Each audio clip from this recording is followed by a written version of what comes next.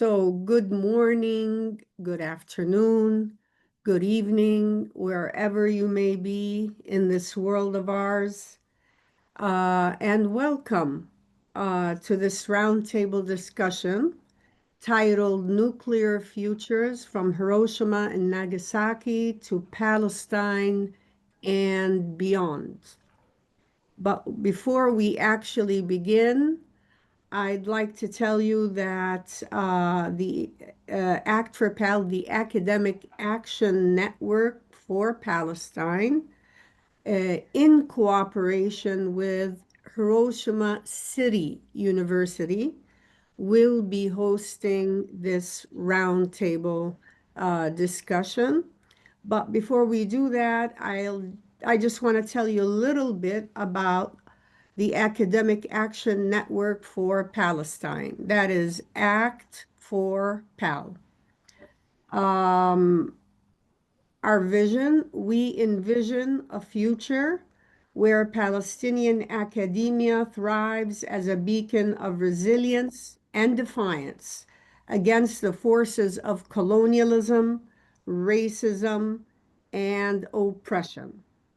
ACT4PAL was founded by Palestinian academics both in occupied Palestine and in exile.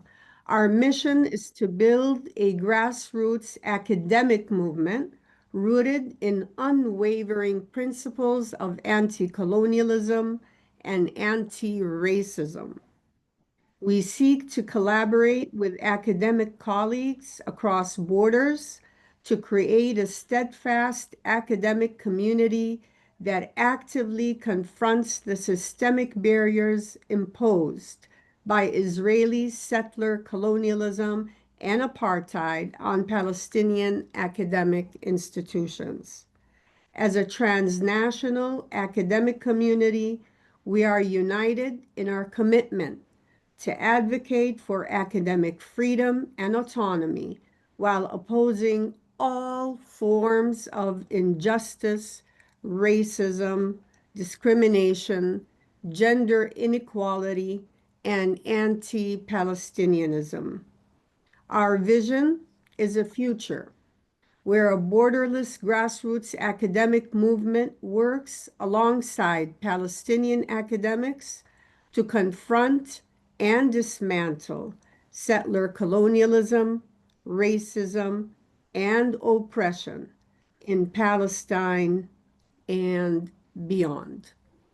And I think we can now begin our roundtable discussion, and I'm going to hand over to the chairperson, Dr. Peter Trinka from Memorial University, but now physically he is at Hiroshima City University, and he will introduce this roundtable discussion and the presenters for today. So Peter, the floor is yours. Thank you very much, Tahrir. Thank you, everyone, speakers and audience, virtual and physical, in Japan, in England, in the Middle East, and everywhere else you might be. So we've been drawn here from the theme, Nuclear Futures from Hiroshima and Nagasaki to Palestine and beyond. I want to make a few brief remarks to get us going. All of our speakers are here. We will go in the order that I emailed around. So after I finish my introduction, we'll hear first from Dr.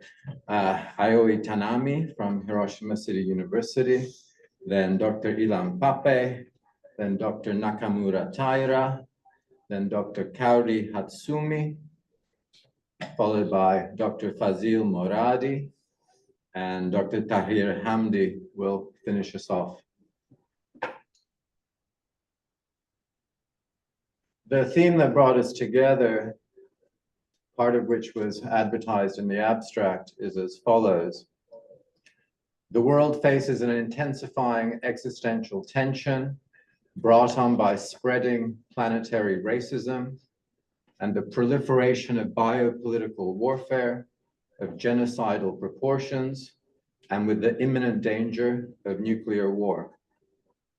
The at-the-limit character of nuclear bombing latches onto the shape of racialized thinking, also existentially extreme and intense, putatively defining or separating the human from the non-human or more than human. The politics of race-making and racist thinking loves the idea of an annihilating, people-erasing bomb to the point of pathological suicidal ideation. Following the inauguration of the nuclear racism series at Hiroshima and Nagasaki at the hands of the United States in 1945, new forms are developing in the colonial 21st century, most clearly in Gaza at the hands of Israel, backed by the US. The threat of nuclear bombing of Palestine by Israel has been a significant possibility since the 1960s and underrides or forms the presumptive basis of the unspoken racist contract governing the de facto right or power of Israel to do whatever it wants before its pathologically failed sponsor father, the United States. Israel's packaging of its nuclear weaponry in the form of the Samson complex in the 1960s shows the extreme, existentially intense, racist, destructive, including mass suicidally self-destructive truth of this way of thinking. Though Israel initiated plans in accordance with its nuclear weaponry and in line with the Samson complex ideology in the 1960s and 1970s, the fact that it is a nuclear power remains largely unacknowledged publicly, or if acknowledged, only quietly in passing, while the US and EU continue to direct disproportionate scrutiny toward Iran, a non-nuclear state. This disparity is deeply tied to the unfinished imperial desire for planetary domination and racism, and the systemic and systematic dehumanization of the Palestinians, and more broadly, peoples and nations in what is naturalized as the global South. The complete destruction of Gaza and the ongoing dehumanization of the Palestinians in every other part of Palestine highlights these dynamics. And we ask two questions. What is the face of nuclear futures today at Hiroshima, at Nagasaki, in Palestine and beyond? And how can it be confronted?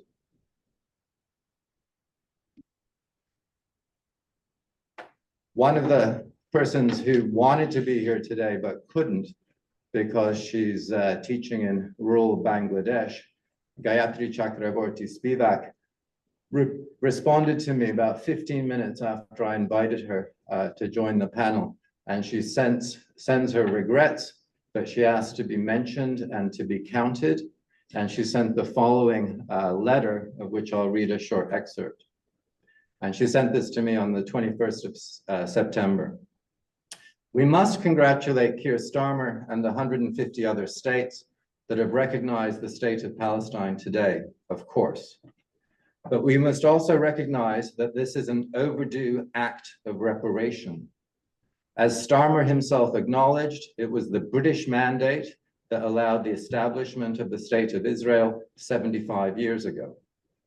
We must remember the Sykes-Picot documents easily available online, whereby on January 3rd, 1916, the Holy Land was the only area allowed to bear arms by the very European nations that are involved in today's recognition. We must place this within a broad geopolitical rhythm that has existed millennially. What the Sykes-Picot merely organized was the resettlement of the map of West Asia, Middle East, after the dissolution of the Ottoman Empire at the conclusion of the First World War. That story of power reshuffling is broader than Israel and has not come to an end. We must all strive to preserve the possibilities opened by Britain, Canada, Australia, and the European nations today. Recognize that it is not Palestine that wishes destruction of the state of Israel, but rather the policy of Prime Minister Netanyahu in Gaza that makes it clear that it is the other way around. In his view, Palestine must not exist for Israel to survive. We must undo this.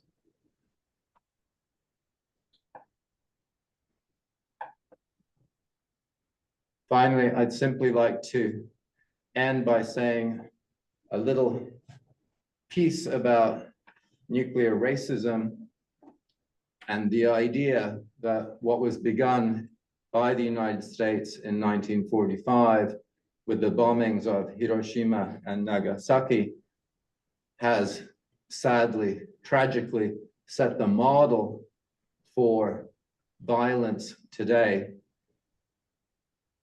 Violence that really goes beyond the notion of war in its conception and behavior toward its victim, which really is almost an abject victim rather than an opponent or a self-defending party. And here I'll draw on recent work by Elaine Scarry, firstly from her Memorial Days, the racial underpinnings of the Hiroshima and Nagasaki bombings, published in 2020 in the Bulletin of the Atomic Scientists, where she says that Hiroshima, Nagasaki, and the assault on the famous assault in the United States in California on George Floyd, police assault, share three key features: state violence, a defenseless opponent, and naked racism. Quote, "The bombing of Hiroshima and Nagasaki initiated an era in which, for the first time on Earth and now continuing for 7.5 decades, humankind collectively and summarily lost the right of self-defense." In an earlier book published, I believe, in 2014 by Scarry called On Thermonuclear Monarchy, she makes the case that this nuclear racism, in fact, changes the scenario from the model of war to a model of torture. And I think this is where the identity rather than analogy between what happened in Hiroshima and Nagasaki and what happened and is happening in Gaza is made quite clear. She writes in an interview conducted on the book in 2015, quote, "Nuclear weapons don't conform to the model of war. They conform to the model of torture. They do not permit any right of self-defense between the two parties. They are a structure of eliminating the right of self-defense, both from foreign populations and from the home population. They are a literalization of world-destroying power."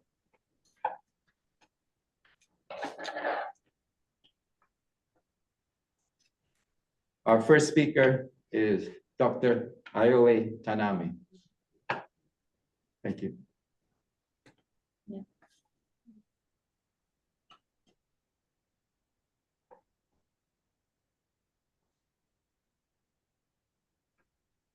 So let me start. Can I start? Please. Okay.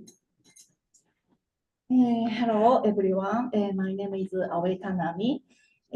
Since October 2023, I have been participating in a standing protest with fellow citizens in Hiroshima Peace Memorial Park with the atomic bomb dome behind us. As a researcher of Palestine issue living in Hiroshima, I took initiative to that action together with an international graduate student. However, it was mainly other Japanese volunteers who kept standing action at this place going every day, and most of them had hardly ever thought about Palestine issue before. I myself have visited Palestine many times to conduct field research and interview Palestinians. Therefore, I have participated in these activities over the 2 years past with a sense of pain, having clear image of locations and the geography of the West Bank and Gaza. I happen to be working in Hiroshima right now, but I believe I would have worked the same way wherever I was. On the other hand, many Hiroshimans joining these actions feel special significance in raising their voices from Hiroshima, particularly in conducting activities in front of the atomic bomb dome. Of course, I have recognized that Palestinian issue is a nuclear issue, but I myself have focused on the plight of Palestinians suffering daily ethnic cleansing and daily apartheid and the nature of the Palestinian resistance against settler colonialism, cultural resistance of daily base.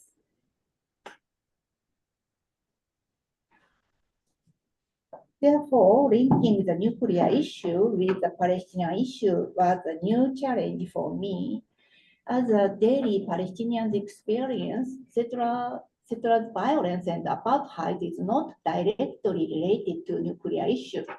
At least in daily life, they hardly consider the connection between nuclear issues and apartheid policy and direct settler violence. Nuclear is a matter handled democratically by the state. Even settlers are alienated from it. Yet, on the other hand, after several Israeli politicians from settler communities became cabinet ministers, Israel has now openly showed its possession of nuclear weapons and even casually mentioned using nuclear bomb in Gaza. This nuclear racism permeates everyone from those in non-mainstream positions to those in dominant ones. This is one point I wanted to say here. To turn this issue of Hiroshima, activists in Hiroshima are more sensitive than I am regarding to nuclear issues. Ironically, however, the focus on nuclear issues can marginalize other perspectives. I can bring an example from this year, like when Israel destroyed Iran's nuclear reactor through a joint operation with the United Nations. At that time in Hiroshima, former people joined the emergency actions and had participated in the usual protest against the genocide in Gaza and ethnic cleansing throughout Palestine. To put it ironically, they suddenly become enthusiastic when it comes to issues directly related to nuclear, and if there's no more development, they simply walk away. But I believe Israel's attack on Iran was a diversion to continue the genocide in Gaza. The attack on Iran's nuclear reactor is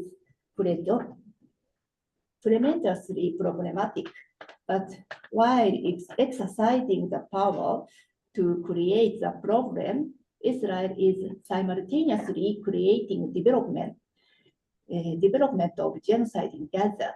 That is a real issue. Yet, for many people, looking at things from multiple perspectives is very difficult. This is especially true in Hiroshima, which carries the memory of direct human destruction by nuclear weapons. I've always had a cynical view of this tendency, but what I want to say here now is not a criticism of that. The attitude we should show now is not one of cynicism towards these tendencies. That is what I have learned over past 2 years. What we must do now is to find and emphasize the intersection between people like me who have focused on Palestine, especially its daily resistance in local society, and those who have been involved in the anti-nuclear movement in places like Hiroshima. I have come to realize that this is very important. This is second point from me. And even within Hiroshima anti-nuclear movement, the reality is remarkably diverse. Indeed, a conservative, narrow perspective focused on Japanese victims remains dominant. However, there has been a movement to support the non-Japanese atomic bomb survivors, especially Koreans, who constituted 10% of the population at the time. Those Koreans had moved to Japan, and many of them were forced into labor in many cities, including Hiroshima, under Japanese colonial rule. I think this issue will be spoken later by other speakers. And gradually, more people have begun to consider the nuclear issues globally, linking it to the colonialism and racial discrimination. The Nuclear Survivors Forum held in Hiroshima earlier this month focused precisely on nuclear colonialism and racism. This forum was prepared over time, so there was no program to convey the voices of Palestinians. However, the highlight was when DNA activist Leona Morgan from the Navajo Nation in US, wearing kufiya, shouted "Free Palestine" to finish her speech. This time, it only created such a symbolic episode, but little by little, we are beginning to find the intersection and expand it by emphasizing it. That is why I have hope in my activities in Hiroshima. Every day is truly difficult, but I believe there is hope. Free Palestine. Thank you very much, Tanami. Our next speaker is Dr. Ilan Pape. Can you hear me? Yes. Yes, you can. Can you Okay. stop sharing the PowerPoint, Dr. Tanami? Can you stop the PowerPoint? Oh, now you can see me. Okay.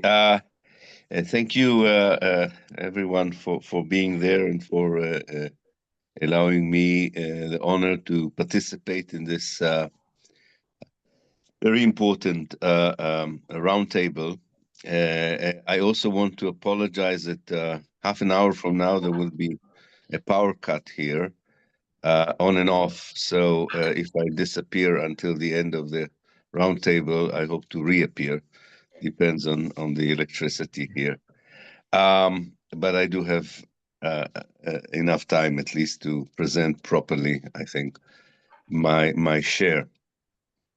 I would like to widen the historical context. I think Gayatri alluded to it, but I think we should stress this even more. And the historical context of what we are dealing with here is the dehumanization that allows eventually to use lethal weapons such as nuclear weapons, but also other means of weaponry in order to massively destroy nations, communities, people's life, people's infrastructure, including with consequences later on for their well-being and health and ability to reconstruct, which is something that we have not yet totally internalized with regard to the Gaza Strip, because the issue there is not only now to deal with the huge number of people killed by the genocidal campaign of Israel, but also by the fact that when urban sprawls, cities or towns are destroyed in such a way, the material that build houses and roads and infrastructure are very intoxicating once they are bombed and destroyed in such a way. They contaminate the water, the air. I don't know if any of you were near the Gaza Strip. I was. Unfortunately, I couldn't get in, but it was visible to see a cloud, a huge cloud of dust made of whatever came out of the destruction that could be seen for kilometers from very far. And it was very clear that if you were under that cloud, you could hardly breathe, and you could hardly concentrate on building your life, even if the bombing stopped. And as we know from this morning, the bombing has not stopped in Gaza. So the dehumanization that enables such a magnitude of destruction that we have seen in Nagasaki and Hiroshima, but not only, with different forms, and the genocide of the Jews in Europe, the bombing in Germany during the Second World War, goes back to my mind, to the colonialist era, where modern weaponry was first used in order to eliminate people, in order to inflict the genocide on the people of Africa by shipping them as slaves to North America and the Caribbean. This all led to the further dehumanization in history, and especially projects of settler colonialism, such as in North America, but also in Palestine, are based on, as the late Patrick Wolf kept reminding us, on the logic of the elimination of the native. The means of elimination change according to the development in world weaponry, but intention and the justification, the internal justification, and then the international immunity for that kind of project are very much part of what we see today in Gaza, and are very much part of the kind of racist dehumanization that enabled the act of bombing of Hiroshima and Nagasaki. So that's my first point, which I think we should make sure that when we discuss academically as activists or with journalists and with politicians, this wider context that really requires decolonization of knowledge, decolonization of the conversation about Palestine and about nuclear weapons and about elimination. The second point that comes out of it, that Gayatri mentioned the recognition of Palestine. So obviously, when she wrote the letter to Peter, it was this timing that brought her to mention it.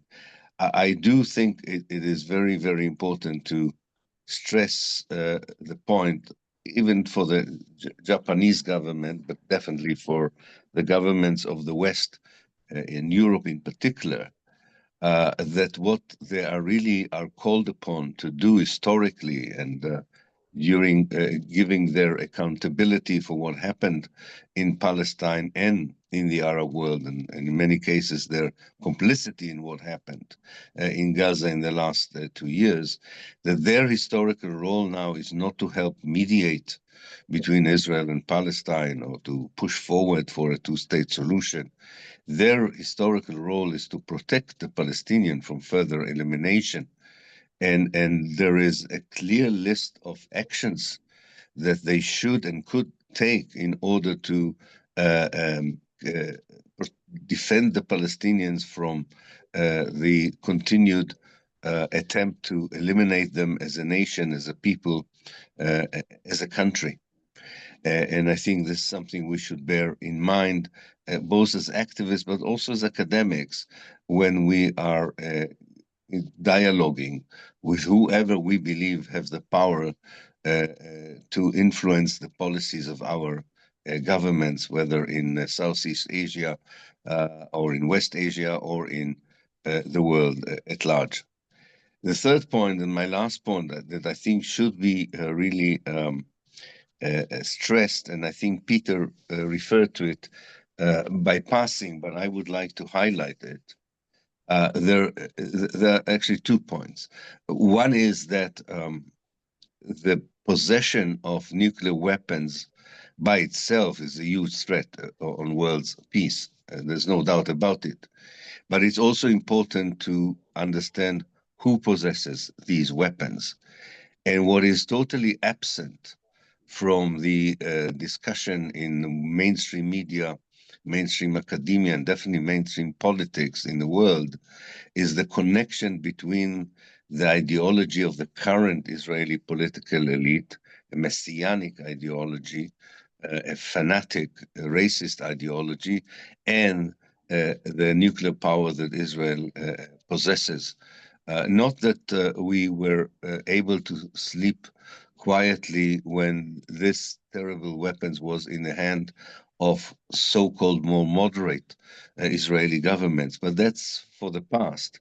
For the present, and very clearly for the future, at least the near future, Israel is going to be ruled by a political elite that has ambitions not only to expunge Palestine and its people, but to go beyond and create a greater Israel that extends into Jordan, Lebanon, and Syria, and the weaponry it will be used without any inhibitions.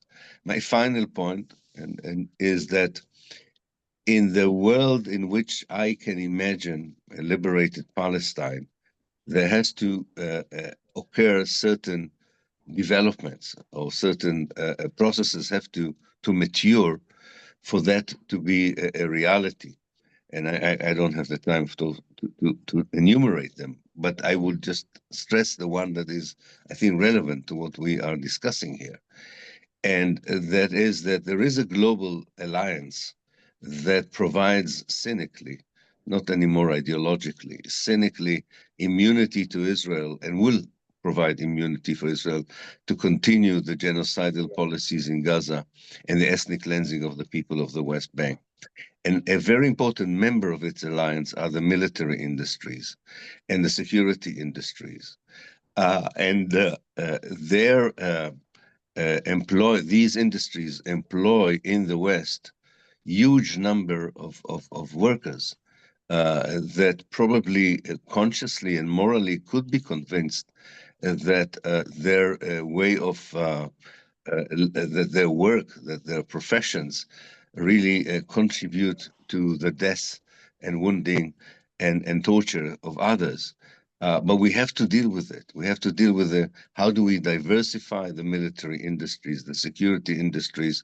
I'm speaking from Britain, where we have this huge challenge, knowing how many people are involved in the industries that are connected to weaponry.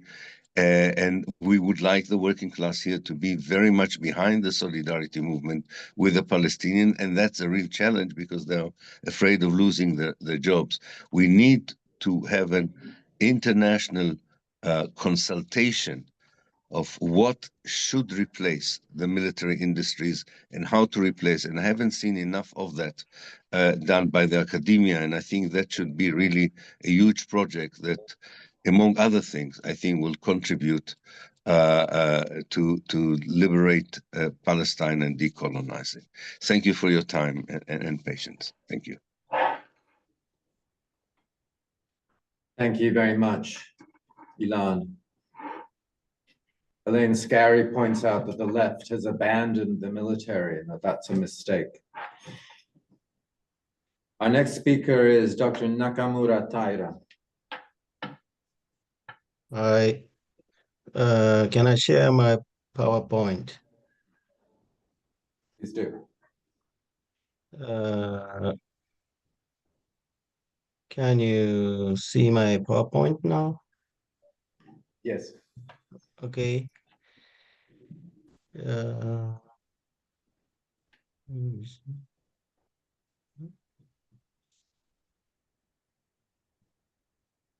Yeah, nice to meet you all.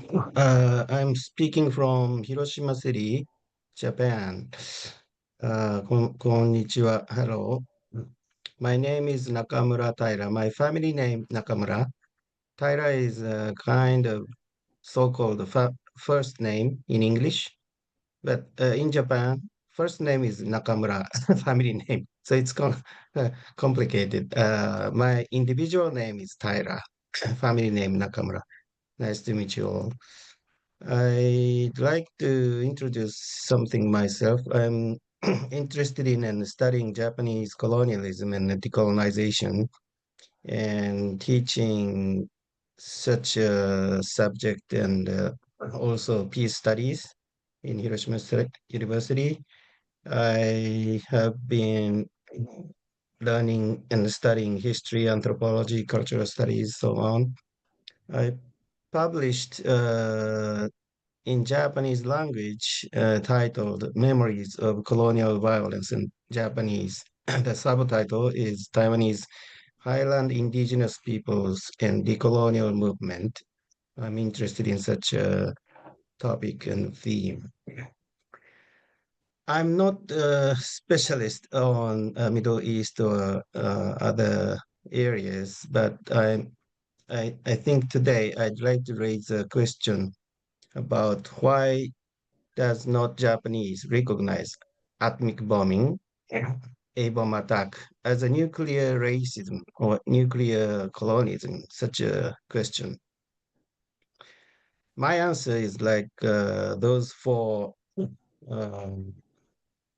The first is USA's strong influence on Japan. The second, Japanese inclination to mix natural disaster and war disaster. The third, Japanese, maybe some Japanese does not want to admit themselves as a loser. The fourth, the notion of racism or colonialism has just started to be recognized or popularized in the world and also in Japan. I'd like to add some explanation on those topics. The first part, uh, definitely USA has a strong influence on Japan, and they occupied Japan from 1945 to 52. And the problem is Japanese ruling class willingly cooperate with the United States. So that's why our emperor survived after the World War II. So the cooperation, this kind of cooperation between Japan and USA hided Japanese empire's responsibility of racism and colonialism. That's what I'm now studying. And the Korean War started from 1950, and as you know, all Cold War regime started. So Japan's position is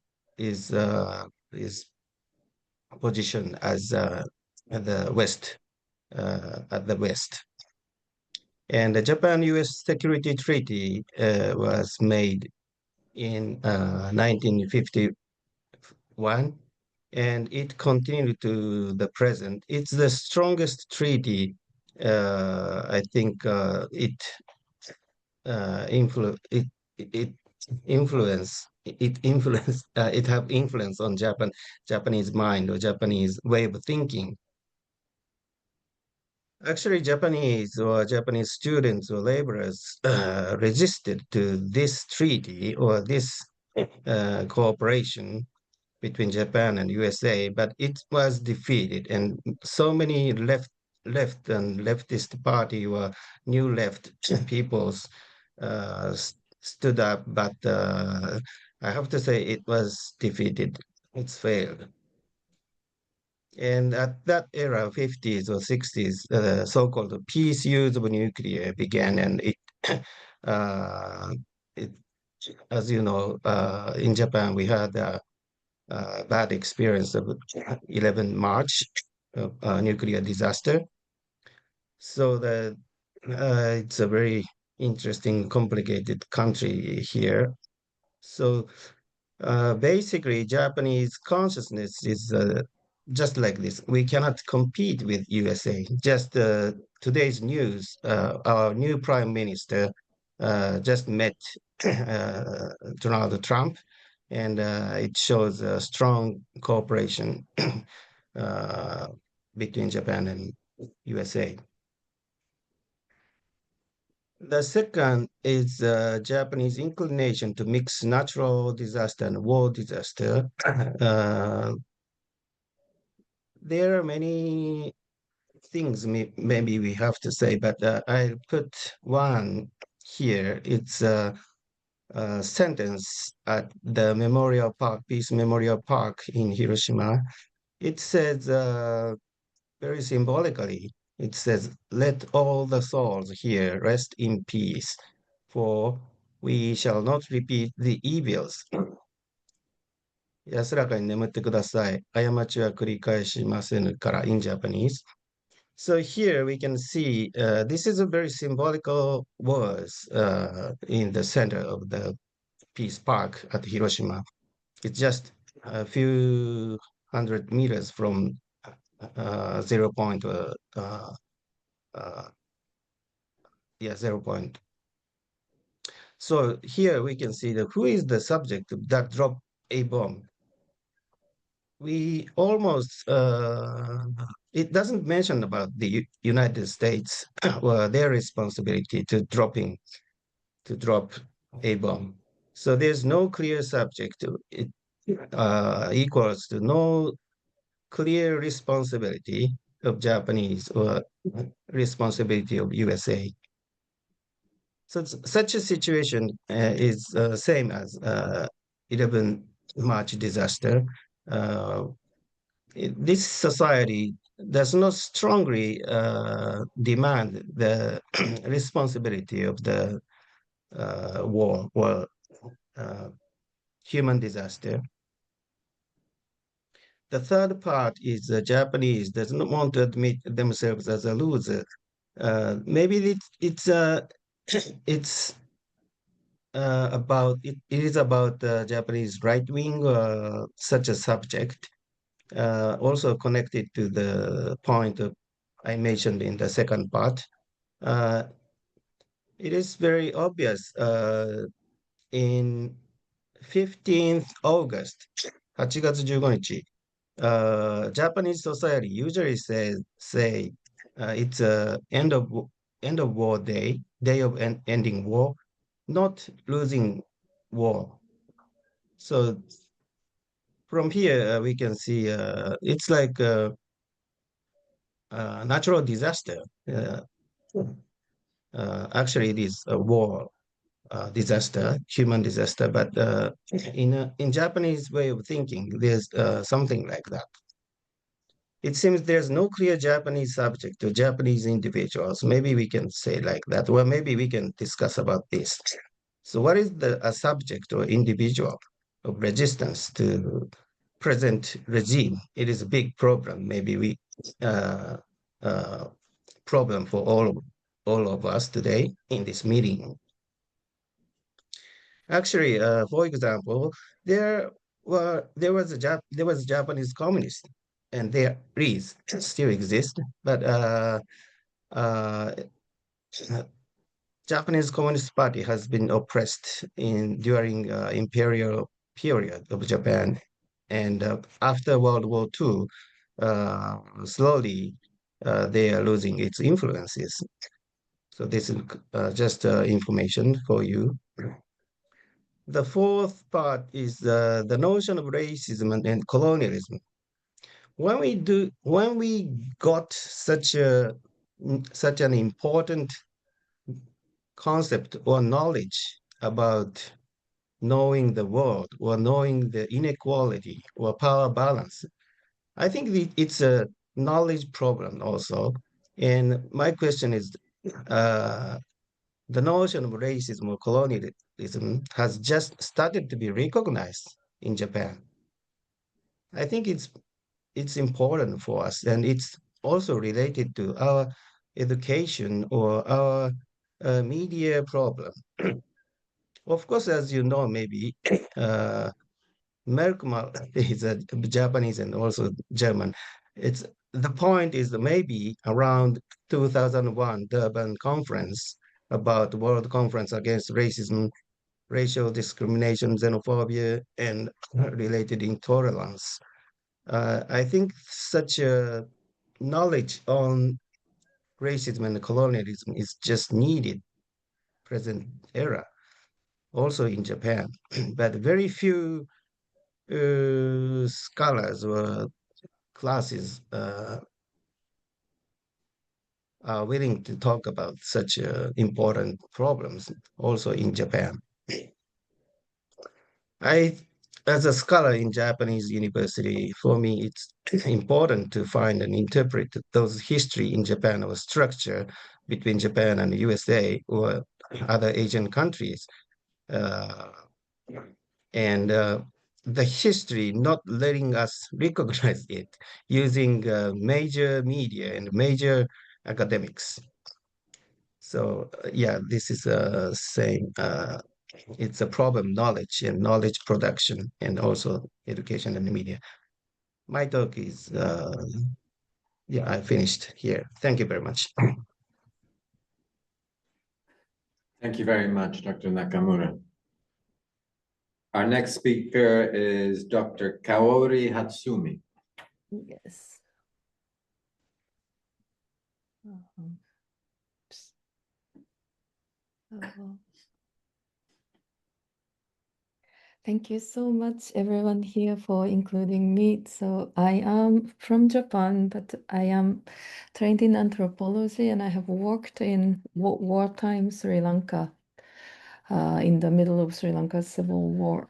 And recently I was before that, I completely agree with Professor Nakamura's point he just made about Japanese academia and lack of reflection on its own history of colonialism and racism. And my work pertains to Sri Lanka's civil war and Japan's ODA, official development aid, and its relationship to racism and colonialism.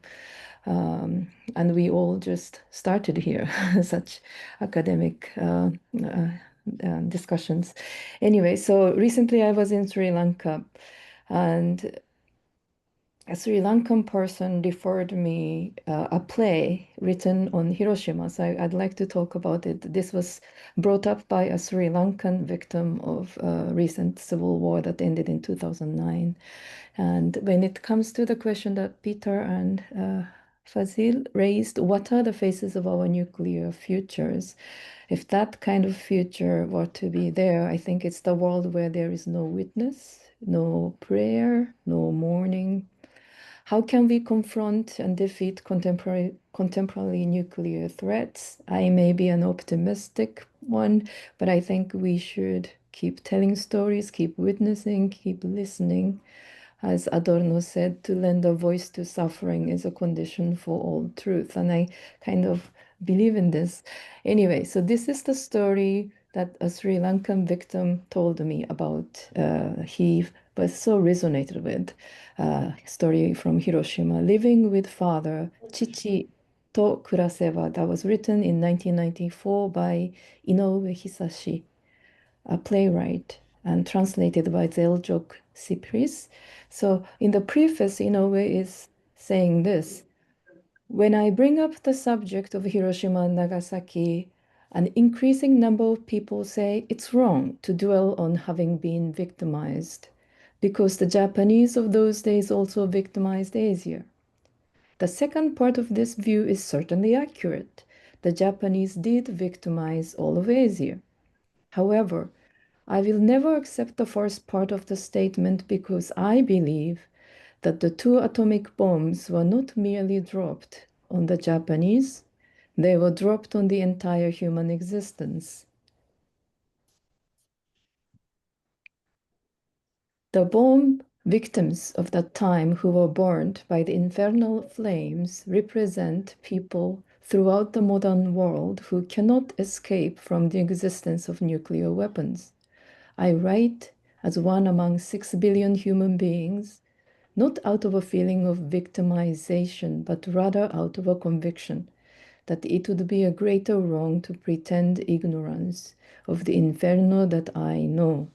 That's in the preface. And the story of this play is very simple.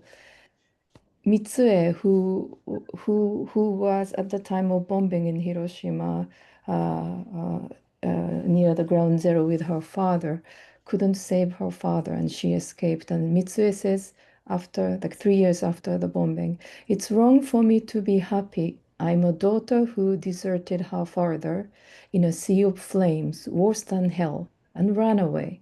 Such a person has no right to be happy.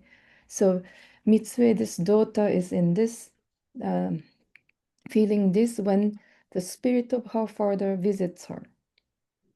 And this is place of the conversation with the spirit of her father and Mitse herself. And Mitse says there were so many people who should have become happy and who died in Hiroshima, like in the bombing. And what right do I have to be happy?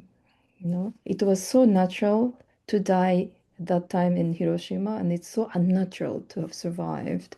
So I feel so sorry that I am alive. It's her daughter. Then Takezo, that's the spirit of her father visiting, says, お前はわしによって生かされとる。So it's あんなむごい別れがまこと何万もあったっちゅうことを覚えてもらうために生かされとるんじゃ。It's your task to tell about the sad things and the happy things that human beings have experienced. And for that, you were kept alive. That's what he keeps saying. If you don't understand that, then I won't rely on a fat-headed fool like you any longer. Give me someone else instead. That's what her father says. And this is what moved the Sri Lankan victim. And Sri Lanka, in the earlier part of 2009, so-called fighting between the Sri Lankan government and the Liberation Tigers of Tamil Eelam, LTT, Tamil Tigers, today, or I don't know, at least for some time was called Sri Lankan option, where you will indiscriminately bomb using that time was cluster weapons, and the policy, the rule was leave no witness, so kill everyone. And since even though there were 400,000 civilians left under the LTT occupied territory in early 2009, Sri Lankan government kept on saying there were only 80,000 people alive. And according to that 80,000 people alive, Red Cross was able to carry medicine, food, and anyway, it was so miserable. But that Sri Lankan option have left 1 in 4 civilians under the LTT guerrilla territory dead and disappeared. So 100,000 people altogether did not come out alive from that area. And one of the person who left there, who came out from there, was telling me about this play, and he said, "I want to make a play like this about our experience in Sri Lanka." So that's what I referred to, and I thought it's relevant to today's topic. And one last thing is, what is the face of nuclear futures today at Hiroshima, at Nagasaki, in Palestine, and beyond? And I'm so glad you included Nagasaki. I recently visited Nagasaki. Nagasaki, one of the, how do you call it? Very strong image of the Nagasaki bombing is this Hibaku no Maria, it's called, like atomic bomb Mary, who was brought to Japan in 1914 from Italy, to 2-meter high, made of wood, and her eyes were made of blue glasses. And she was bombed, or her church, her cathedral was apparently where the plutonium bomb that was dropped on Nagasaki exploded right above, and everything vanished. She was buried under the rubble. She was found, and today she is in the Urakami Cathedral. And I visited there with 2 old Nagasaki men in their 70s, who are both have nothing to do with Catholicism, like Buddhists. And one of them told me this, and this is very ordinary Nagasaki old man talking to me. It's wrong that the real target was Kokura that day, the day of Nagasaki bombing, the 9th of October, 9th of August. From the beginning, the US target was the cathedral. And the reason is because of the power of prayer in that place. So his theory is that there's a small chapel or prayer hall under the big cathedral, and there a constantly prayer service was conducted, And that prayer was so powerful that would unite Japan. And the US fear was the unity of that prayer. So that's why to destroy that prayer base, US dropped the bomb right there. So there are so many stories even today in Nagasaki and Hiroshima. But yes, if when it comes to the question that you raised us about the nuclear futures, I think for me, the witnessing, listening to, and prayer and mourning are very important. Thank you very much. Thank you very much, Carrie, and for showing us an image of the face.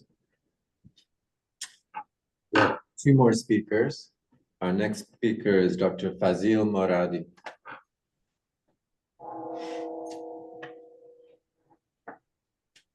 So you hear me, right? Tyler, do you hear me? Because they hear me here. Yes, I hear. Yes, we can hear Okay. you. Okay, great, thank you. There's a bit of an echo. There's a bit of an echo. Now? Uh, Do you hear me now? Now it's better, yeah. It's better, okay, thank you. But there's a sound in the background. I don't know what it is.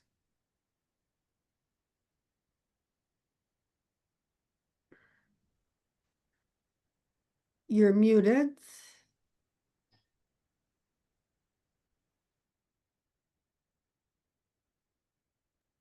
Can't hear you. Can't hear you at all. I would like to thank, Yeah. but Okay. then I need to turn off that one. I mean, sound here.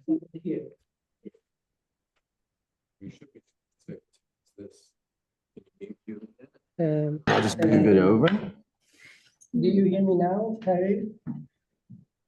Yeah, I can hear you.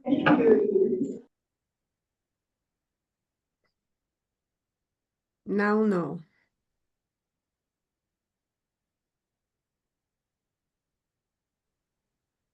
Unmute yourself. Yeah. Yeah, now it's better. Go ahead. So you should hear me now. Yeah, yeah. Yes. Okay. Okay, I would like to thank everyone who has made this event possible. I could mention names, but I would like to thank everyone online and everyone in this room. So all of us are actually part of this. Some people maybe you don't see, they are here. Yes. And Peter for coming all the way from Canada to Hiroshima City. I will just follow what the friends have shared so far and add some ideas. It is to share some shared reflections on how the violence that most of us witness in more than one way daily testify to how the world, Palestinians in and outside of Palestine, live in today, and how that is extremely tied with the rise of racial imperialism, scientific and philosophical programs of conquest, and the human trade that have shaped histories over the past 5 centuries. At issue, most of you know, is the old or the new claim of the civilized and the uncivilized. This is to say, and to share with you again, how the imagination or the idea of civilization will have to be one of hospitality or love towards others, and how this can't be confused with empire building. Some of you know that Raphael Lemkin, who coined the term genocide, insisted that it is for the civilized world. So Lemkin believed in civilized and uncivilized world. So the civilized world referred to the colonial imperial states of the time in what is today Western Europe. To Lemkin and to others, to have an empire, to be an atomic bomb empire, to have a racialized geography beyond the borders of the empire of the time was to be civilized or to represent civilization.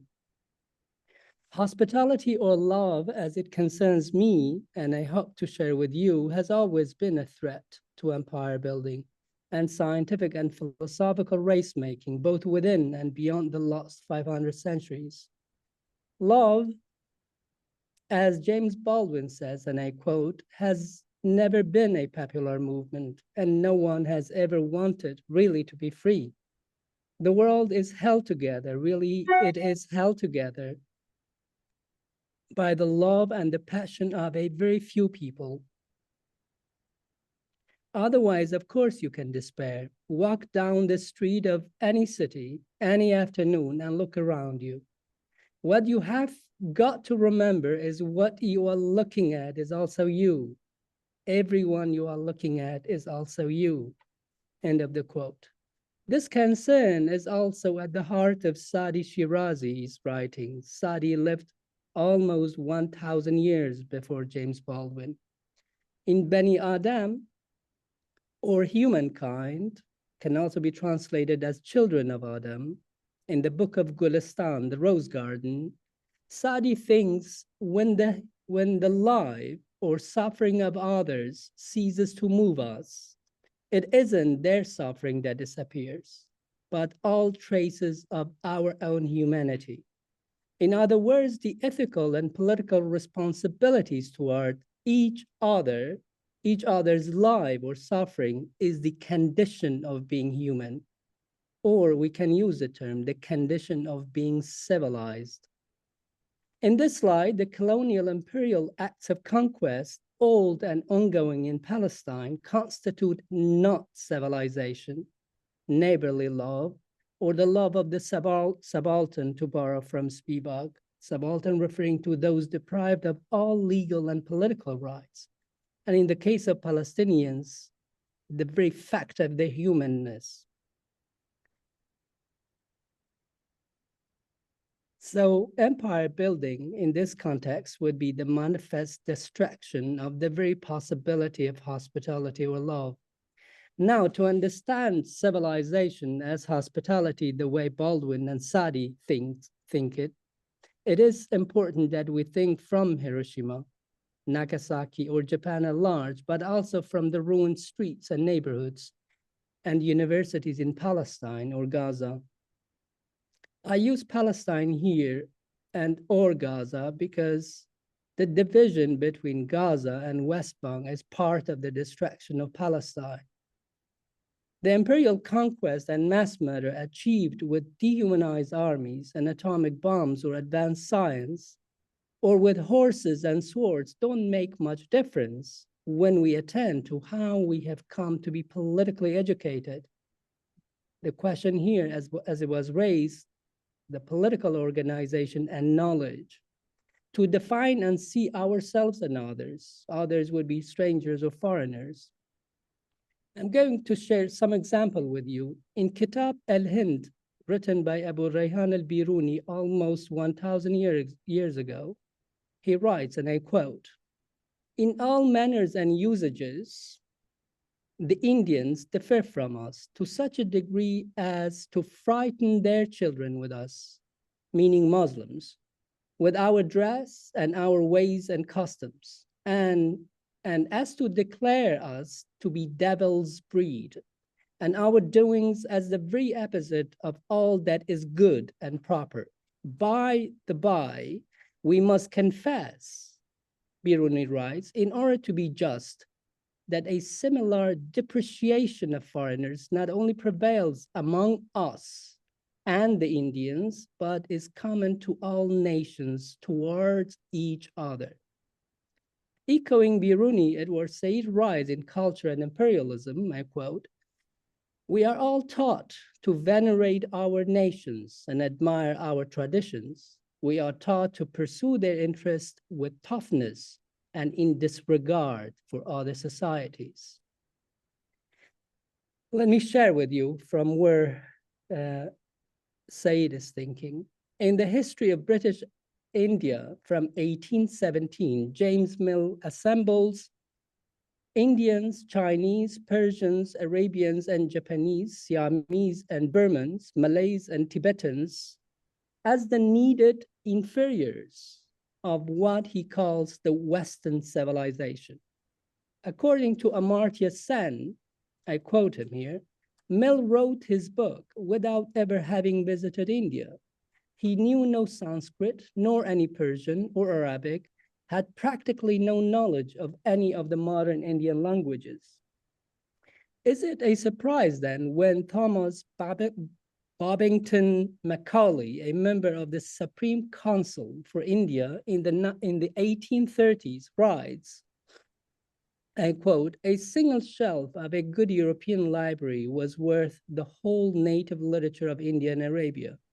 We have to educate a people who cannot at present be educated by means of their mother tongues, end of quote. In the same vein, and there are hundreds of others I could quote, George Hegel's philosophy of history lists China, India, Egypt, Persia, Assyria, Babylon, Medes, Syria, Western Asia, and Judea, not only to manufacture and play with his Oriental world, but to decide who has history and is civilized. He declares that among the Greeks, we feel ourselves immediately at home, for we are in the region of the spirit. But, he writes, it is only in Germany that we get individual freedom. Imagine the German of his context, the Prussian Empire, and engaging in slave trade in West Africa. The context of imperial education or history and philosophy writing and the science of race making is well studied. One clear example is the book titled Black Athena by Martin Bernal, where Bernal traces his imperial commitment to the conquest and destruction of the bad race or the uncivilized, to what he calls the Aryan model, where the philosophy of race making turns every person who is identified and made to identify as white European into an infinite, what I call genocide, with S, not C, a side or a unit or a marker of racial superiority. This Aryan model continues to narrate Africa, the Orient, and the Americas as inferior races without archives and erases their historical import while simultaneously romanticizing an imaginary Greece, to quote Bernal, as the fount of European civilization in universities today's worldwide. The question I'm trying to raise with you is, can we take Hiroshima, Nagasaki, and 60 other carpet-bombed cities in Japan and Palestine out of this context? Let me end by taking a step back in time and see how civilization as the property of the civilized world was created. In the book, The Black Jacobins, C.L.R. James directs our attention to the unimaginable and enduring cruelty of Spanish, French, and British empires in the colonies, as well as the transatlantic human trade. James writes, Christopher Columbus landed first in the New World at the island of San Salvador, and after praising God, inquired urgently for gold. The natives, Red Indians, were peaceable and friendly and directed him to Haiti, a large island, nearly as large as Ireland, rich, they said, in the yellow metal. He sailed to Haiti, one of his ships being wrecked. The Haitian Indians helped him so willingly that very little was lost, and of the particles which they brought on shore, not one was stolen. That welcome or hospitality soon gave way to the annihilating violence of the imperial conquest. The Spaniard conquered the island and named it Hispaniola, introduced Christianity, I'm quoting James here, introduced Christianity, forced labor in mines, murder, rape, bloodhounds, strange diseases, and artificial famine. Think of Palestine. From being an estimated, he writes, 500,000, perhaps 1 million, the inhabitant of the island was reduced to 60,000 in 15 years. These acts of annihilation were foundational, C.L.R. James writes, for the higher civilization.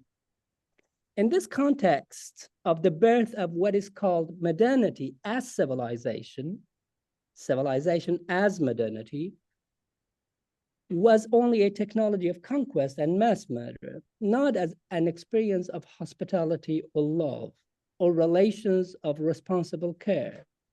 In fact, in spite of his self-documented racism, Immanuel Kant extends his notion of conditional hospitality to argue how the civilized state's so-called discovery of new lands was through conquest and colonization, and implied that the native inhabitants counted as nothing to the civilized. Can take an example of Okakura Kakazo, who writes in the Book of Tea in 1906. He writes, "The average Westerner was raised to regard Japan as civilized only when the Imperial Japan began to commit wholesale slaughter on Manchurian battlefields, and not when the country indulged in the gentle arts of peace." This tradition of imperial violence has never stopped, not for 5 centuries, not through the mutation of empires, and it will not conclude in the ruins of Palestine. The so-called former colonial empires have learned how the changing of attire is foundational to survival. They continue to assert the divine right to conquer, to dispossess, to plunder. Today, the old creed of civilization reappears under a new sanctified name called democracy, and democracy as body count and not free assembly, critical discussion, freedom to think and protest. The new democratic state is but the old imperial state, conceived in racialized citizenship and bloodbath, raised on ruins and enthroned upon the myth of its own righteousness. It proclaims itself the unique bearer of civilization, the final arbiter of life on earth or in Palestine. I will stop here. Maybe I could come back to this in the discussion. Thank you. Thank you very much. Speaker that much.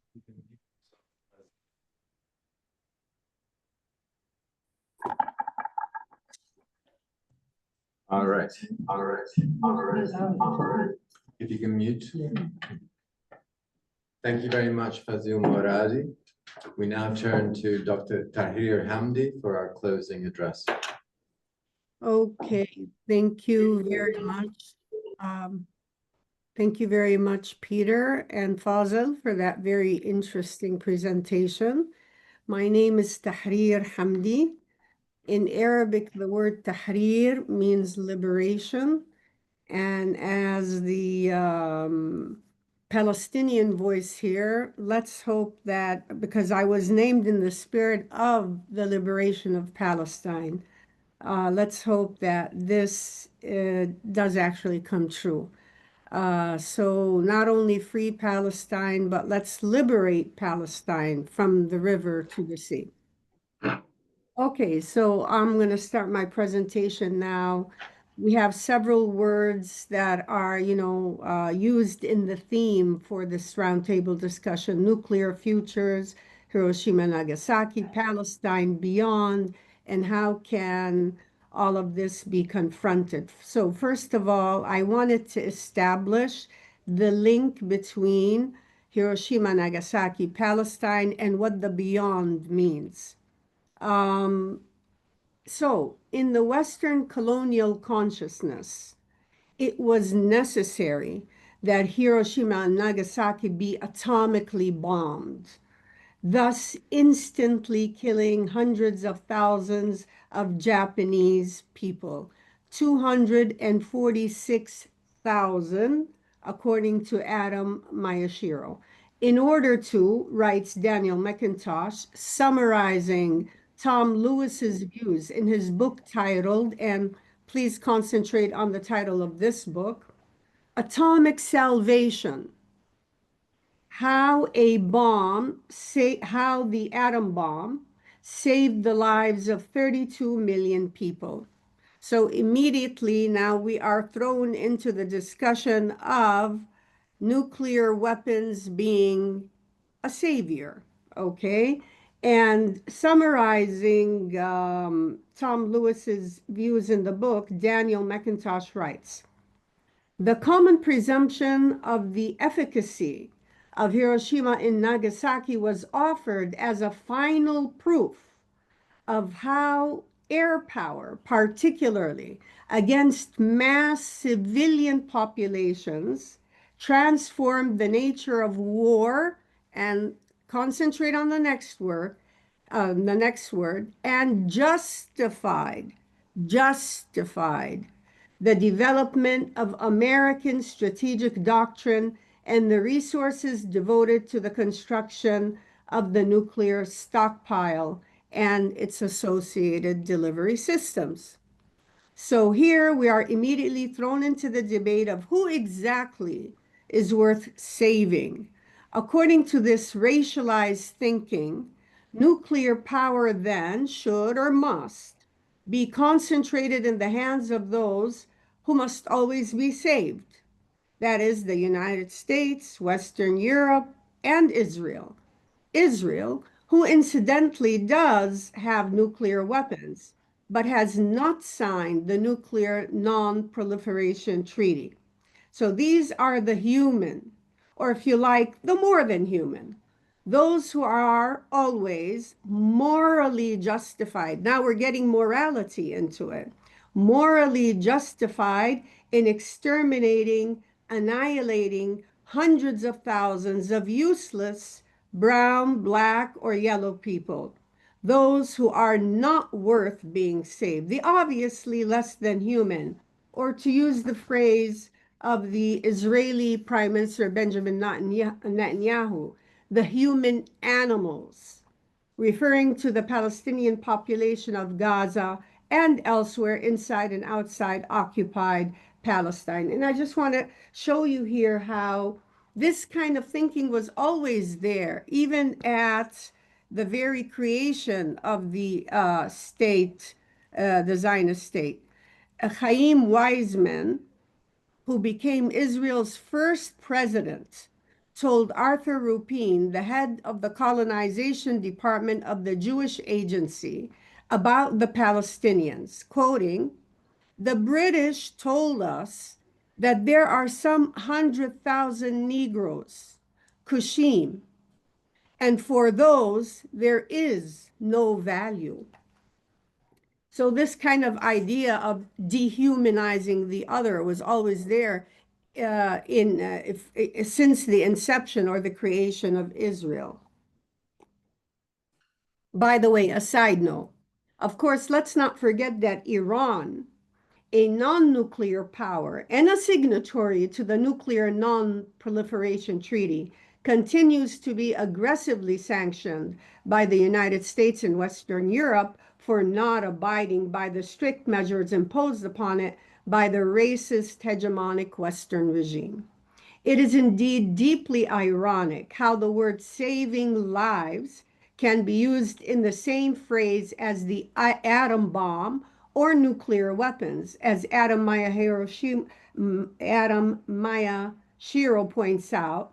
This phraseology only holds true if, that is saving and the atom bomb, if, quoting Adam now, Japanese and Korean lives are excluded from the calculation. If, in the logic of war, only American lives matter, end of quote. As we see in today's Western corporate legacy media coverage where only Israeli lives matter. Here we can say that we have established a direct link between the people of Hiroshima, Nagasaki, and Palestine. These are the less than human, or if they can be described as human, the descriptor animals must be added. These are those who can be disposed of in order to enable the continuation of the more than human race civilization who populate the supposedly, deservedly, and morally nuclear armed to the teeth Western hegemonic neo-colonial world, otherwise known as the free world. We hear this word a lot, this phrase a lot, the free world.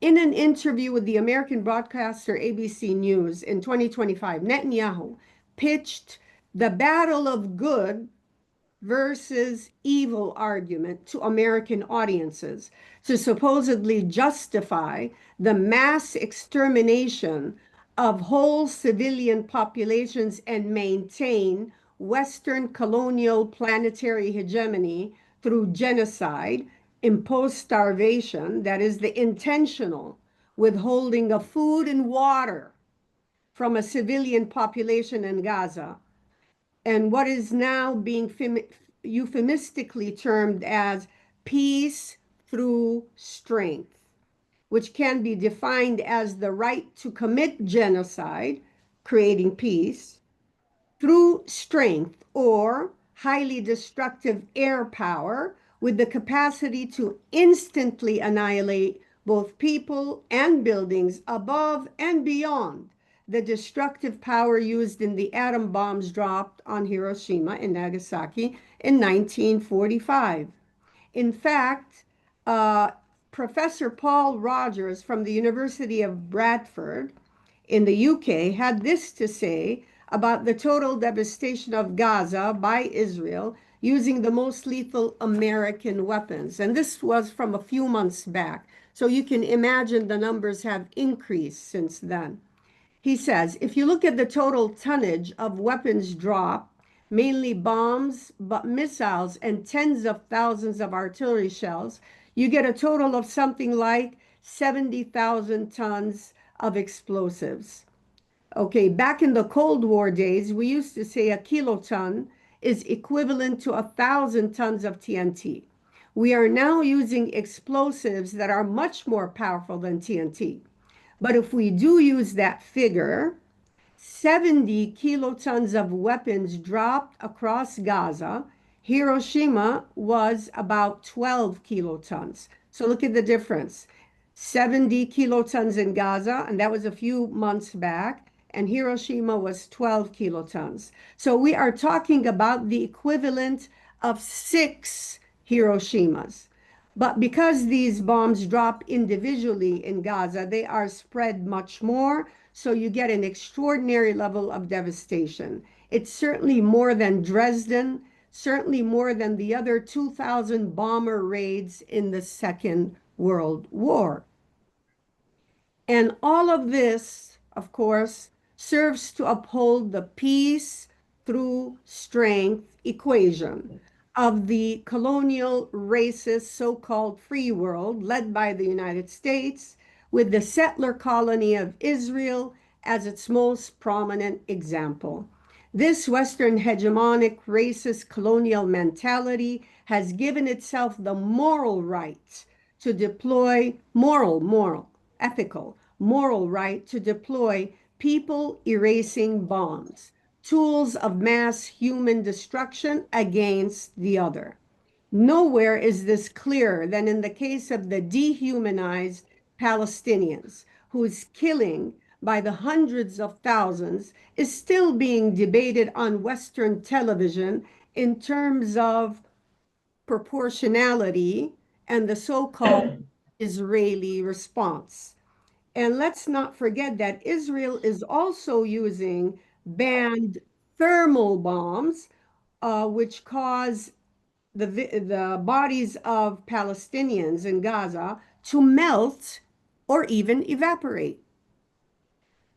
So perhaps as an academic myself who is specialized in language, discourse analysis, and literary and cultural studies, I tend to focus on the essential importance of how language and images are used in the media to manufacture consent.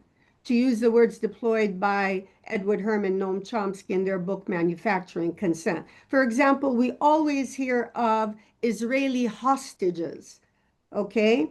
These hostages could very well, and many are, be Israeli soldiers who have already killed Palestinians by sniping at them across the border. On the other hand, Palestinians are always prisoners.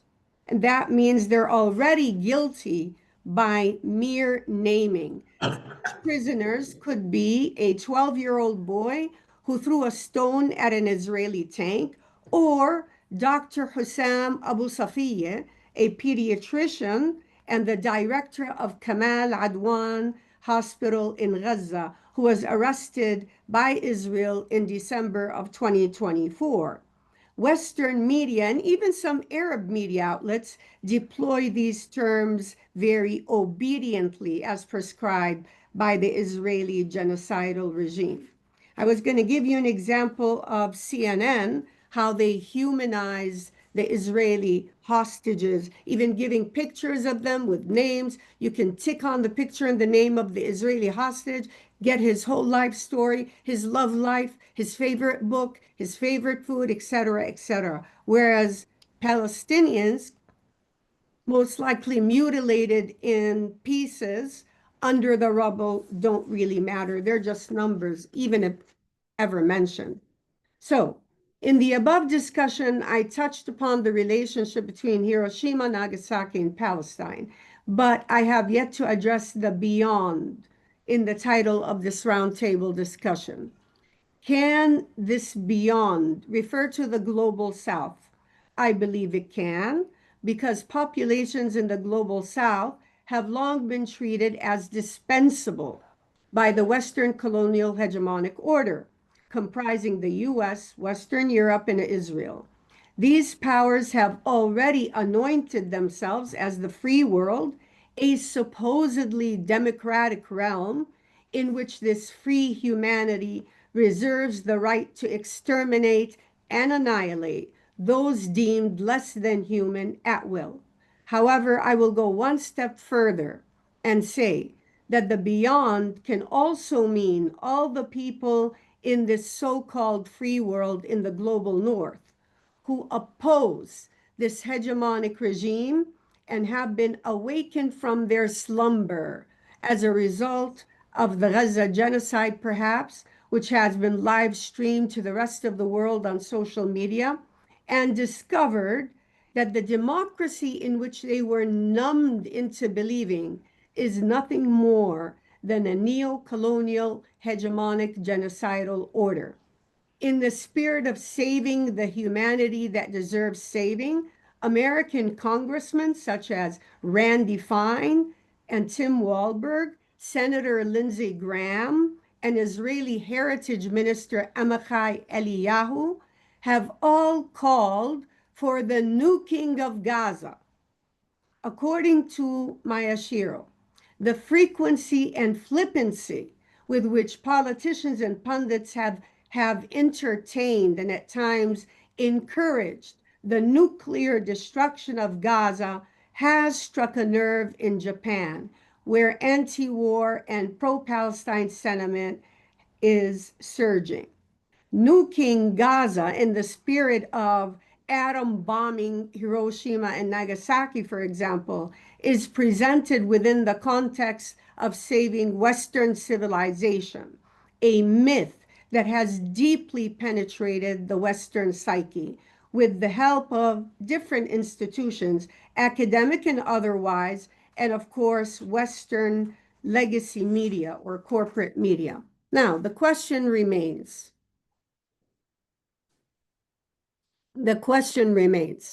how can we confront this Western hegemonic and racist mindset? How can we, as human beings, accept the notion of saving a supposedly superior civilization at the cost of annihilating another? How can we glorify the existence of weapons capable of eradicating entire populations in an instant? How can we justify the irrationality of permitting some countries or entities to possess nuclear weapons while denying others the same right? This racialized thinking must be exposed, unlearned, and unequivocally rejected. People across the globe must rise up and boycott, isolate and boycott the Zionist entity and protest this colonial genocidal agenda. The Zionist state, which can only exist through the ongoing genocide and expulsion of the indigenous Palestinian people of historic Palestine, must be dismantled. Israel is not just a racist apartheid state. It is a genocidal Zionist settler colonial project that must be brought to an end. In his article entitled 80 Years After Hiroshima, Calls to Nuke Gaza, shows how little we have learned, argues Adam Mayashiro, who does not see the rationality behind simply remembering Hiroshima and Nagasaki's victims without resisting this genocidal and racist way of thinking. He writes, remembrance without resistance is hollow. To truly honor the victims of Hiroshima is to confront the political systems that treat some lives as disposable. It is to reject the dehumanization and racial hierarchies that sustain violent military occupations from the islands of the Pacific to Palestine. End of quote. And I end with this last sentence. The peoples of the world must resist, must remember and resist. The protest chant that has echoed across continents must continue to spread and grow like wildfire. In our thousands, in our millions, we are all Palestinians. And thank you.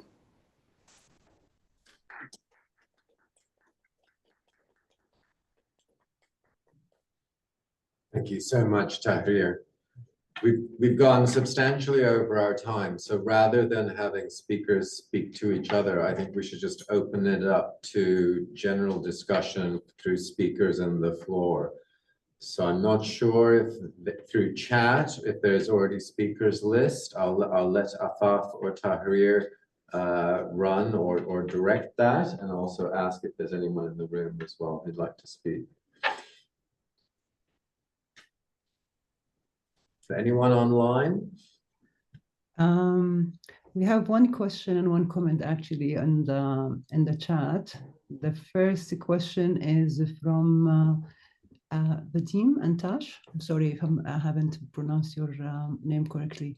But the question is, okay, it says, hello everyone. Thank you very much for presenters. My question, genocide perpetrators and colonialist regime tend to copy each other, including Russian and Israeli ones. Putin's regime poses a nuclear threat to both Europe and Japan. If Russia were to use a tactical nuclear weapon, such as the newly flying Chernobyl, and Ukraine, could it provoke Israel to use a nuclear weapon against its neighbors too? And the second one is just a comment from Sarah El-Shalabi.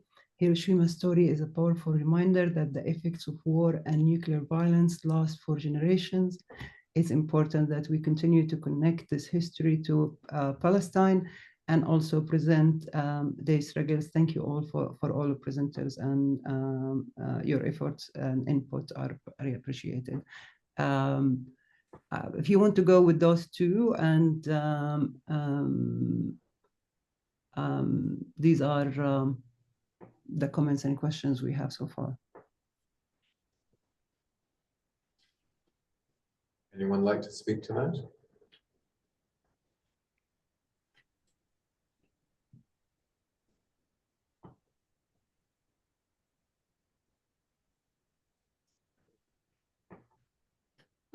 I don't have a specific answer to the first question that Afaf read out, but I can sort of answer in general.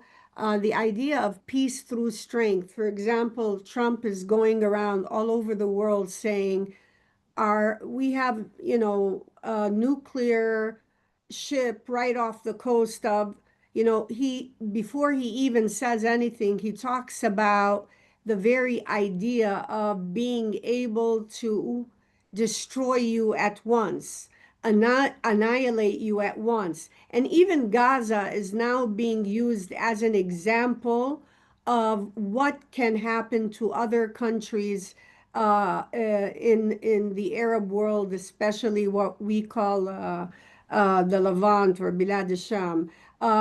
Like the warnings from Tom Barak, I think the ambassador now to Lebanon, not the ambassador, but in charge of the negotiations. So he's warning Lebanon that what you see happened in Gaza, what we did in well, they do say what the U.S. and Israel did in Gaza, we will do in Lebanon. So get to, what we want immediately, which is, for example, disarming Hezbollah.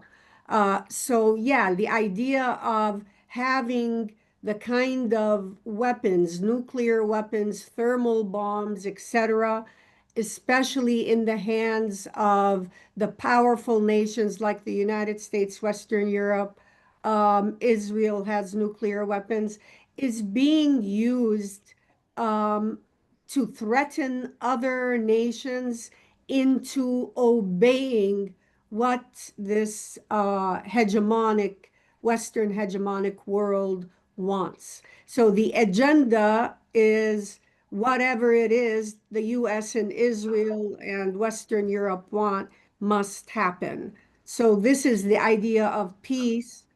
Peace, of course, the right to destroy, annihilate through strength, meaning destruction, annihilation, extermination.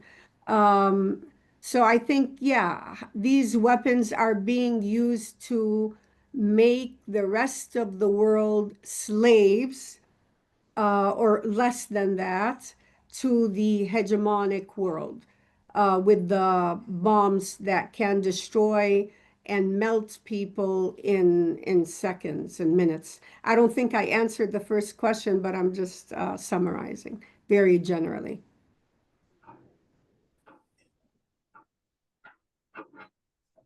I might just add that I think for those who perhaps still believe that there's some kind of logic to nuclear deterrence and that holding on to weapons is necessary so that worse evil parties might use them, I think that logic is completely out the window.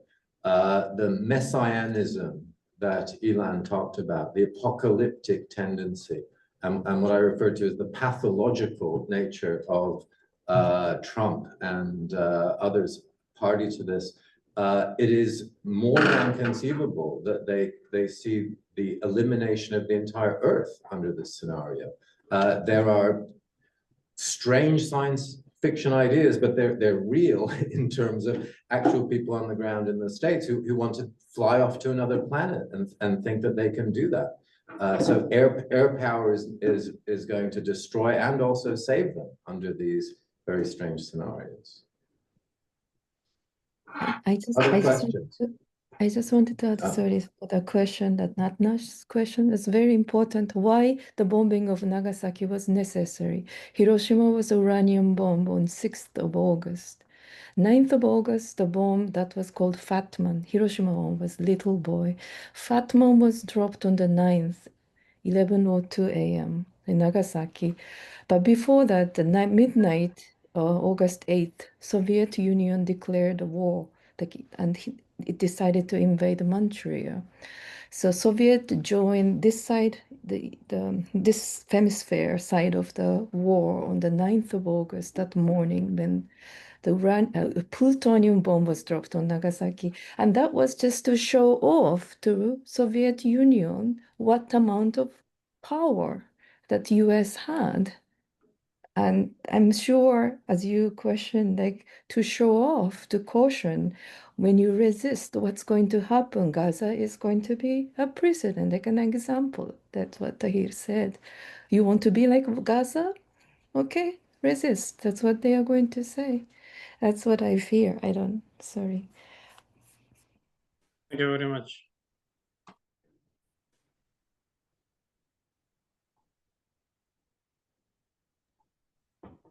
Yeah, we have another two questions. If you want, I can read them out. And the first from Surata Watanabe. I'm sorry if I'm not pronouncing it well. Sorry for the long question. I have a question to the floor as an aspiring academic and an activist concerning resistance and activism as academics. At the heart of all of your talks was the problem of modernity. Modernity is what has justified the advancement of technology when the results are the mass death of a human and our planet at large. It is what justified universities to remain complicit in genocide by saying academics and education is an apolitical issue and thus has nothing to do with genocide and apartheid. It is what allowed and continue to allow settler colonialism and empire to be justified as civilizing mission. We could go on, but what I find difficult is to bring critique of modernity to everyday life. How do we use our toolkit that we have gained in our academic work in the public sphere without falling into the same trap of modernity and the valuing of so-called civilization, or should the role of academic and this be separate? And the second question is, I'm not sure if this is mentioned before, but I believe it is also important to discuss the reconstruction plan that Trump has been talking about for Gaza and the real estate discussion behind those inhuman killing. I also, from Dina Matar, I also want the Japanese speakers to talk about silencing in Japan. And of course, Indonesia, is this now being subverted? I can take on the first, maybe. If anybody else would like to answer, please go ahead. But I was just going to say, as academia, because she says we're working in academia, and what is our part to play? What do we do without falling into the modernity arguments and so-called saving of civilization? I think I would go here with the argument of Edward Said about the oppositional intellectual and the critical consciousness. As academics, it is our duty to dig deeper and not to believe in what legacy or corporate media is feeding us. We as academics must dig deeper, must think critically. We must be oppositional as intellectuals. In fact, the way Edward Said defines an intellectual, it is not the professor sitting in his ivory tower who is specialized in a very narrow field or discipline. No, the intellectual is the person, is the individual who stands with the oppressed, always on the margin, trying to understand what the real situation is historically, ideologically, etc. So I would say, as academics, we must focus on being oppositional, standing in the margins of society, and always being critical of the hegemonic order, and not to accept things as they are given to us by corporate media, legacy media, etc. So that's, and Gaza as an example, I already talked about, sort of like threatening, warning all others, what we did in Gaza, we will do to you.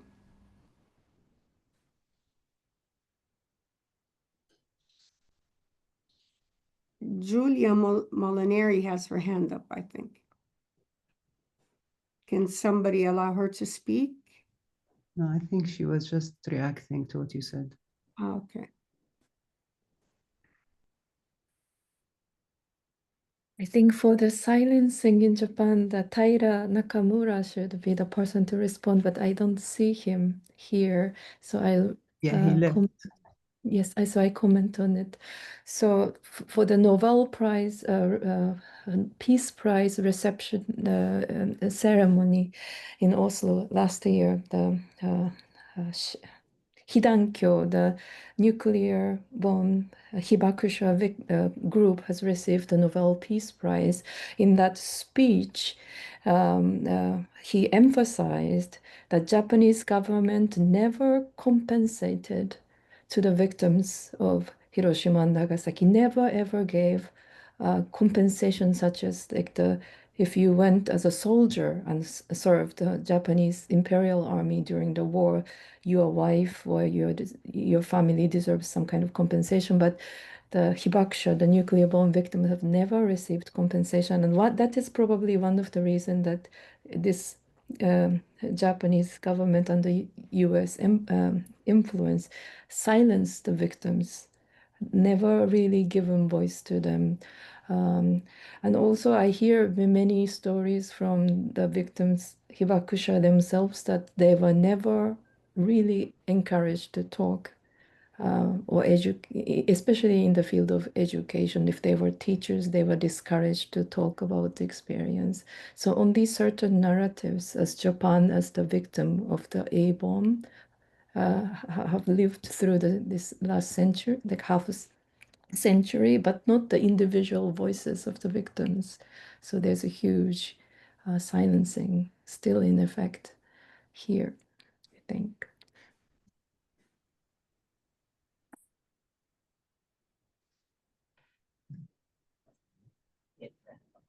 You have a question? We have a question from the floor here. Go ahead, and you can speak into the central mic. Okay, thank you so much for all your insightful presentations. And as a civil engineer, I was wondering, what can other professions do to help the cause in order to bring like peace to the world? As I know, like the previous presenter said that in war, like in Palestine or something, when they bomb the buildings, then the buildings themselves are actually toxic to the individuals there. So how can other professions help in that regard?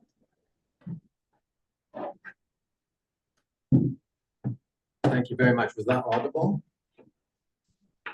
Can How you can sort other of, professions? can you sort of repeat maybe the last part of the question? How can, what? So the speaker is an engineer, and given the comments about the extent and type of destruction in Gaza, the fact that it's human beings, but it's also animals and it's the earth.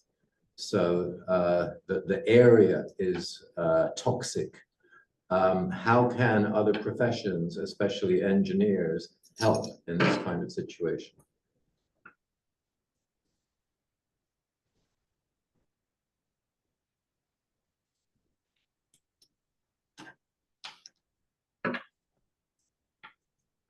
I would quickly comment and say, Elon already mentioned the way in which this struggle is perhaps badly conceived in terms of just ethnic terms, national terms, and so on. It's an international, human, and also working class struggle. And recognizing that people who work on different aspects of the war machine and bringing that to people's attention. For example, we discussed earlier in terms of Fat Man, the bomb that was dropped here, on Nagasaki, that the Congolese miners were involved in building that and suffered greatly from it, but had no idea really what their work was about. So raising critical self-consciousness, not only in academic, in university schools, and so on, but among the workers who are involved in these mass industries so that they know what they're actually doing, because I don't think many of them would continue to do it if they were aware.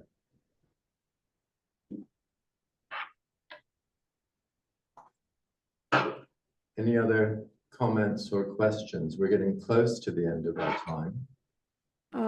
I think that Ilan and Fazil, they're here if they would like to answer any of the questions that were raised. Yes. Let me see if I can get into. Yes. Yeah. Yeah. Thank you. Thank you all for your comments. Just a comment about modernism or modernization. That was, I think, was not the last comment. The comment before last. I think that the question was very much in place. The connection between decolonizing our understanding of what modernism is and modernization is very much linked to our discussion in various ways. One is the fact that there is a dominant narrative of what is modernization and what is modernism that is produced by the West, and in which actually Israel and the project of Israel is regarded as part of the Enlightenment and progress, and the Palestinian resistance to it as part of the anti-modernist forces, which of course is all very false and does not relate to the reality on the ground. But it's a very powerful narrative that provided immunity for Israel for many, many years. It also provides immunity for the military industry and the nuclear industry, because according to that distorted view of modernism that equates modernism with Western civilization and European, especially Eurocentric views of what is civilization and what isn't civilization. Nuclear weapons in the hands of the United States and Israel is part of progress. Nuclear weapons in the hands of Iran or Saudi Arabia is part of anti-progress. All that has to be challenged. Now, of course, we don't have the power to challenge it from above, but we have the power to challenge this as scholars, and we should insist on it. So that's one aspect. And the other one, very quickly, is that a way looking forward, and I'm talking about West Asia, but not only about West Asia, looking forward, the tendencies still is to look at the supermarket of European ideas as the only shop where you can buy a reasonable and credible solution for the future. And that has proven to be a very wrong attitude. We need to go back to the past, to the legacies, to the heritage. For example, in West Asia, of the pre-colonialist, pre-Zionist period, and find there the political, cultural, and social structures that are the only ones that will enable genuine coexistence and reconciliation. Thank you. Fazil?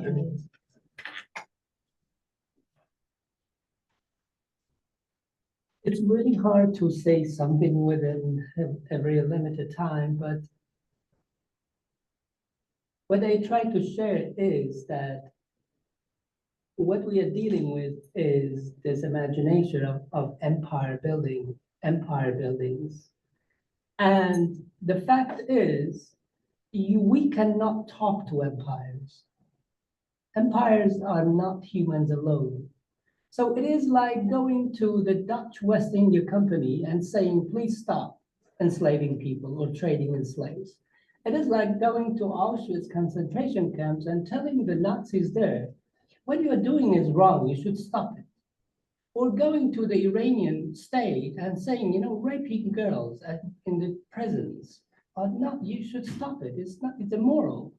So what we're dealing with is the so-called imperial state or modern state or these political organizations where the extreme challenge is that there is no one to talk to.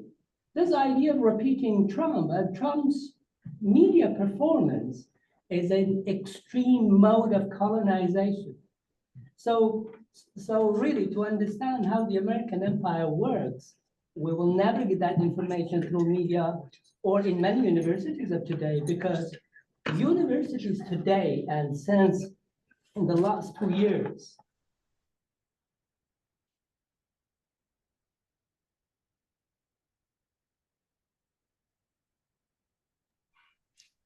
We lost the voice, Peter. I gave it. We're back.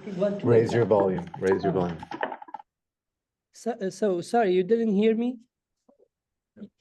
We Okay. did, just the last few seconds. The universities today are part of this. I mean, we had this imagination that university can be a place of hope, education can be a place of hope, but education has been always a fundamental part of the empire building. And you know, one good example is why, for example, even today in 2025, when we study philosophy or when we study anthropology or social sciences, we don't have literature from different parts of the world. Why aren't we allowed to learn about how the Enlightenment came about? Through the movement of knowledge from other parts of the world. So that colonization that is at place within the universities in Western Europe. I'm a child of two countries in that part of the world. You are created in a way that going back to Baldwin and Sadi, you have an absolute disregard for others. And professors today, they're philosophers, you can't talk to them about that Palestinian life is really life. They, you know, they are humans, you know, they love their children, they like to cook food, you know, they have their neighborhoods, they write poetry, they paint. No, you can't talk to anybody. You know, it's like Baldwin insisting on this. You can't mobilize against the empire building and imperialism and fascism through love. It doesn't work. And when love is completely eliminated, then our discussion becomes, you know, trying to convince Trump or the others that you know, that there is a morality. I mean, we have many people, especially Howard Zinn's books. We must accept that we can never trust politicians, especially not politicians of today, any politician in any parts of the world. So how, to go back to Baldwin, can we turn love into a popular movement? And to rethink the idea of the state, to completely rethink the political organization. Why should we have a president or a king or a prime minister, or why should we have the ministries the way they are organized? Because their history, as I was trying to share, is 500 years of continuous mass murder, mass destruction, if not in Palestine, in Hiroshima, if not in Hiroshima, in China, if not in China, can go back to Palestine again 1,000 years ago. You know, beyond the 500 years, apart from what happened in the Americas. So Palestine is today's what became Canada, what became United States, what became New Zealand, what became Australia. Can you go and convince people in the United States or Canada or Australia in particular to say, this land actually doesn't belong to you? You know, there are other people living here. So how do you relate to them? The question of love and hospitality as foundational to this imagination of civilization is not accepted by those states and will never be accepted by states. So we have these memories, as Ilan was saying, we need to, how do we, it's called decolonization, you know, every act of decolonization can be colonization, but how can we start thinking with the imagination of Baldwin and Sadi and Edward Said and thousands of other people that are kind of banned from universities today? You need to go and find them in the libraries. The book that I found in the Hiroshima University Library of Edward Said is about 2 decades old. It's just one copy, 2 decades old. At the University of Johannesburg, I was working there for 5 years. I went to the library looking for the book of these so-called decolonial thinkers. Edward Said, for example, I said, I want a list of the books that you have of Edward Said. Not a single book of Edward Said was at the Library of University of Johannesburg, a so-called decolonized university.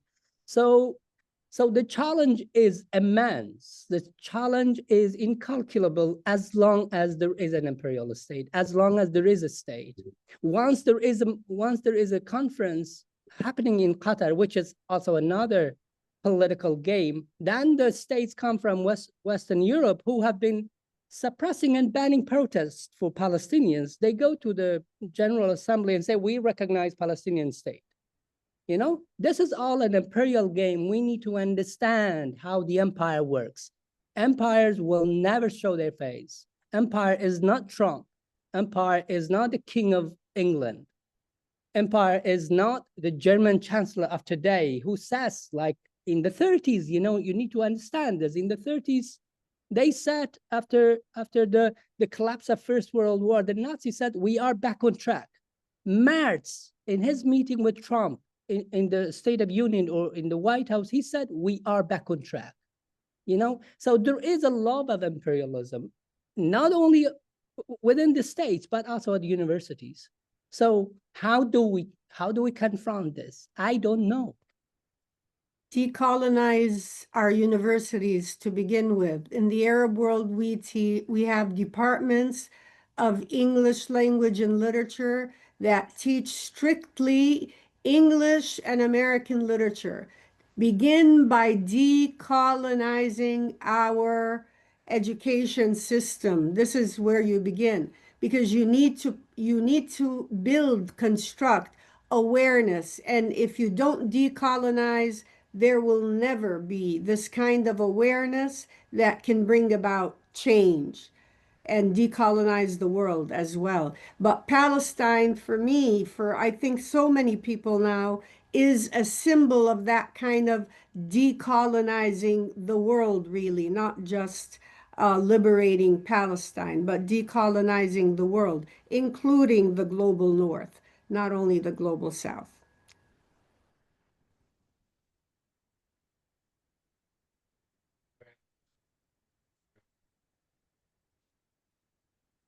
Can't hear you, Peter. Sorry, You're muted. thank you very much, Fahriye. We are over our time now, so maybe that is the perfect place to end. Thank you so much, all of the speakers and everyone who came online and physically. Please let's not this be an end, but a true beginning to something completely different. Thank you very, very much. Thank you, everyone.